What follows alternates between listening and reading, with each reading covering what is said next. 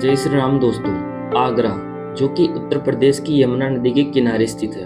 तो दोस्तों यदि आप भी आगरा घूमने का प्लान बना रहे हैं तो ये वीडियो आपके लिए बहुत ज़्यादा इम्पोर्टेंट होने वाला है, क्योंकि दोस्तों इस वीडियो में मैं आपको बताऊंगा कि आप आगरा कैसे पहुंचो, यहाँ पर आपको खाने पीने की और होटल की क्या व्यवस्था है, लोकल ट्रांसपोर्ट कहाँ पर मिलेगा और इसकी क्या प्राइस रहती है, आगरा आने के लिए उचित समय कौन सा है, और सबसे इम्पोर्टेंट सवाल कि आगरा विजिट के लिए एक व्यक्ति का कुल कितना खर्चा लगेगा। चलिए दोस्तों हम वीडियो शुरू करते हैं, लेकिन यदि हमारे चैनल पर पहली बार आए हो आप तो चैनल को सब्सक्राइब जरूर कर लेना, क्योंकि दोस्तों मैं ऐसे टूर गाइड वीडियोस लाता हूँ। सबसे पहले बात करें आप आगरा कैसे पहुंचे। दोस्तों आगरा के लिए ट्रेन और फ्लाइट दोनों सबसे इम्पोर्टेंट ट्रांसपोर्ट विकल्प है। बात करो दोस्तों ट्रेन का, तो यहाँ पर जो नियरेस्ट रेलवे स्टेशन है वो है आपका आगरा कैंट, और दूसरा जो रेलवे स्टेशन है वो है आपका आगरा फोर्ट। दोस्तों आपको बता दूं आगरा कैंट में बहुत ही कम ट्रेनें पहुंचती है, इसलिए आप बेटर होगा कि आगरा फोर्ट रेलवे स्टेशन आप आ सकते हो और यहाँ से फिर अपनी जर्नी शुरू कर सकते हो। फ्लाइट की बात करूँ तो दोस्तों जो नियरेस्ट एयरपोर्ट है वो है आपका पंडित दीनदयाल उपाध्याय एयरपोर्ट। और यदि दोस्तों आपको इस एयरपोर्ट के लिए आपको फ्लाइट नहीं मिलती है तो फिर आप आ जाओ ग्वालियर एयरपोर्ट, जहाँ से आगरा की दूरी 100 किलोमीटर पड़ती है, और ये 100 किलोमीटर दूरी आप टैक्सी से बस से आप तय कर सकते हो। यदि दोस्तों आप प्राइवेट टैक्सी वगैरह करते हो तो वो आपका इसका चार्ज जो आपके हैं वो 1000 रुपये के आसपास लेगा, और यदि आप बस वगैरह में आते हो तो इसकी जो प्राइस है वो 80-90 रुपये के आसपास होगी। बात करते हैं दोस्तों आपको होटल कहाँ लेना चाहिए और इसकी क्या प्राइस रहती है। दोस्तों यदि आप होटल रेलवे स्टेशन के पास लेते हो तो आपको जो होटल है वो 600 रुपये से लेकर 1500 रुपये के आसपास में मिल जाएगी। अदरवाइज दोस्तों यदि आपकी इच्छा है कि आप ताजमहल के पास में होटल ले तो आपको ताजमहल के पास में भी बहुत सी होटल मिल जाएगी, लेकिन दोस्तों यहाँ पर जो होटल की जो प्राइस पड़ती है वो आपके 1200 रुपये से लेकर 2000, 3000, 5000 रुपये तक, यहाँ तक कि 210,000 रुपये तक भी होती है। तो आप अपनी सुविधा के हिसाब से, आप अपने बजट के हिसाब से यहाँ पर होटल वगैरह ले सकते हो। खाने की बात करूँ तो दोस्तों कुछ होटलों में आपका खाना इंक्लूड होता है, अदरवाइज दोस्तों यदि आप बाहर से खाना वगैरह खाते हो जैसे ढाबा वगैरह पर, तो आपकी जो खाने की कॉस्ट पड़ेगी वो 100 रुपये से लेकर 150 रुपये के आसपास होगी। खाने में सबसे ज़्यादा प्रसिद्ध है, आपको पता है कि आगरे का पेठा, तो आप आगरा जाकर फिर आगरे का पेठा जरूर खाना। बात करते हैं दोस्तों आपको आगरा में कौन कौन सी जगह घूमना चाहिए। दोस्तों अब अपन आगरा को ही घूमना चाहते हैं तो फिर ताजमहल की बात तो सबसे पहले होगी। दोस्तों ताजमहल रेलवे स्टेशन से 7 से 8 किलोमीटर की दूरी पर है, और इस दूरी के लिए आपको ऑटो टैक्सी वगैरह मिल जाएगी जो आपसे 60 से 70 रुपये के आसपास लेंगे, और ये आपको ताजमहल की पार्किंग एरिया में छोड़ देंगे। वहाँ से आपको आगे की दूरी आपको खुद को तय करनी होगी। दोस्तों पार्किंग में उतरने के बाद में आपको टिकट लेना होगा, और दोस्तों यहाँ पर जो टिकट है वो 2 प्रकार से मिलता है, मतलब 2 तरीकों से आप यहाँ पर टिकट ले सकते हो। यानी कि दोस्तों यदि आप ताजमहल के प्रांगण में घूमते हो, यानी कि ताजमहल के प्रांगण में विजिट करके ही वापस आते हो,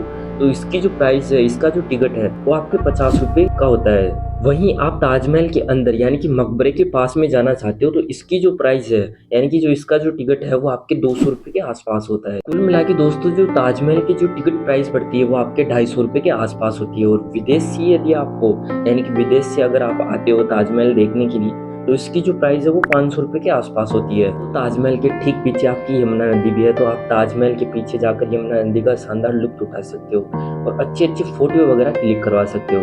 तो आपको बता दूं ताजमहल के अंदर आपको किसी भी प्रकार का डिवाइस यानी कि DSLR वगैरह, कैमरा वगैरह या फिर वीडियो रिकॉर्डर वगैरह आपको लेकर नहीं दिया जाता। और इसके लिए दोस्तों आपको बाहर यानी कि ताजमहल के बाहर आपको फ्री ऑफ कॉस्ट काउंटर वगैरह बनी हुई है, तो आप उनमें अपना सामान वगैरह रख सकते हो। लेकिन दोस्तों यदि आप फ़ोन वगैरह लेकर जाना चाहते हो तो फ़ोन पर यहाँ पर किसी प्रकार की कोई पाबंदी नहीं है। ताजमहल को घूमने के लिए दोस्तों आपको 1.5 से 2 घंटे के आसपास लगेंगे। उसके बाद आप मेन गेट से एग्जिट लेते हुए अगले स्थान की तरफ निकल जाइए, जो कि है आपका आगरा फोर्ट। दोस्तों आगरा फोर्ट ताजमहल से 4 से 5 किलोमीटर की दूरी पर पड़ता है, और आप यहाँ पर जाते हो तो आपको जो ऑटो वगैरह बहुत सी मिल जाएंगे जो आपसे 30 से 40 रुपये के आसपास लेंगे, और वो आपको आगरा फोर्ट उतार देंगे।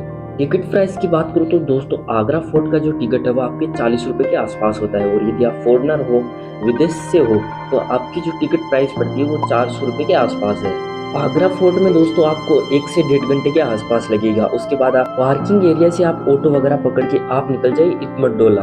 दोस्तों इसे मिनी ताजमहल के नाम से जाना जाता है, क्योंकि दोस्तों जब ताजमहल का निर्माण नहीं हुआ था तब इसे ही ताजमहल के नाम से जाना जाता था। दोस्तों इसकी टिकट प्राइस की तो यहाँ पर जो इंडियंस के लिए वो 30 रुपये रखा गया है, और फॉरेनर्स के लिए 260 रुपये का टिकट रखा गया है। इटमटडोला घूमने के बाद में दोस्तों आप निकल जाइए मेहताब बाग, तो मेहता बाग फोटो शूट और आपके जो प्री वेडिंग शूट के लिए बहुत ज़्यादा फेमस है कि जो टिकट प्राइस पड़ती है वो आपके 25 रुपए के आसपास है और आप भी यहाँ पर जाकर अपनी अच्छे अच्छे फोटो वगैरह निकाल सकते हो। इसके बाद भी दोस्तों यदि आपके पास टाइम बचता है तो फिर आप निकल जाइए फतेहपुर सीकरी, जो कि रेलवे स्टेशन से 40 किलोमीटर की दूरी पर पड़ता है। रेलवे स्टेशन के बाहर ही आपको बस वगैरह मिल जाएगी जो आपसे 30 रुपए के आसपास लेंगे और वो आपको फतेहपुर सीकरी छोड़ देंगे। इसके साथ ही दोस्तों यदि आपकी इच्छा हो कि मैं तो रेंट में बाइक वगैरह लेकर फिर इन सभी जगहों को घूमना चाहता हूँ तो फिर आप रेंट पर बाइक वगैरह भी ले सकते हो। यहाँ पर आपको दोस्तों 400 से 500-600 रुपए के आसपास आपको बाइक वगैरह मिल जाएगी और स्कूटी लेना चाहते हो तो 300 रुपए में आपको स्कूटी मिल जाएगी। स्कूटी और बाइक वगैरह आपको रेलवे स्टेशन की थोड़ी ही दूर आपको वहाँ पर मिल जाएगी। बात करते हैं दोस्तों आपको आगरा का कितने दिन का ट्रिप बनाना चाहिए। यदि आप मॉर्निंग में आते हो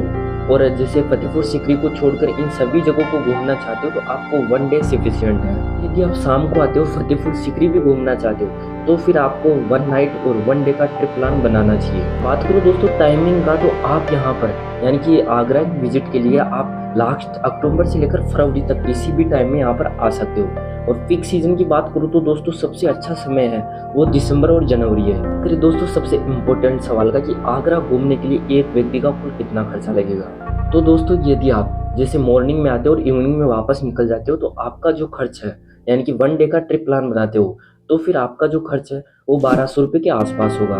दोस्तों यदि आप 1 नाइट 1 डे का ट्रिप प्लान बनाते हो तो आपका जो खर्च है वो 2500 रुपये के आसपास होगा। आई होप दोस्तों अब आपको आगरा घूमने के लिए किसी प्रकार की कोई समस्या नहीं होगी। और यदि इसके अलावा भी आपके दिमाग में कोई क्वेश्चन है, क्वेरी है तो आप मुझे कमेंट करके पूछ सकते हो। डेफिनेटली दोस्तों मेरे द्वारा आपको आंसर किया जाएगा। मिलते हैं दोस्तों किसी नेक्स्ट वीडियो के साथ में, तब तक के लिए हमें इजाज़त दीजिए। आपकी यात्रा मंगलमय हो, शुभकामनाएं। जय श्री राम, वंदे मातरम।